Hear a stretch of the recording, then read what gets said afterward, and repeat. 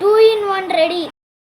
கடாயில் எண்ணெய் ஊற்றவும், சீரகம் 1 டேபிள் ஸ்பூன், நீளமாக நறுக்கின வெங்காயம், நீளமாக நறுக்கின கேரட், நீளமாக நறுக்கின முட்டைக்கோஸ், நீளமாக நறுக்கின உருளைக்கிழங்கு, நீளமாக நறுக்கின கொடமிளகா, பொடியாக நறுக்கின கருவேப்பிலை, 1/2 ஸ்பூன் மஞ்சத்தூள், 1 ஸ்பூன் மிளகாய் பொடி, 1 ஸ்பூன் காஷ்மீர் மிளகாத்தூள், உப்பு தேவையான அளவு, கரம் மசாலா 1/2 ஸ்பூன், 4 டம்ளர் தண்ணி ஊற்றணும்.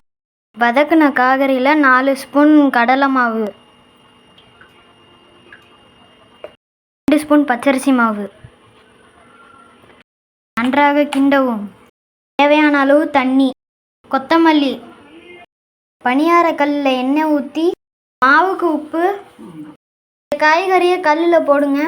தோசைக்கல்லையும் போடலாம். திருப்பி போடவும், தோசையும் திருப்பி போடவும். 2 in 1 ரெடி.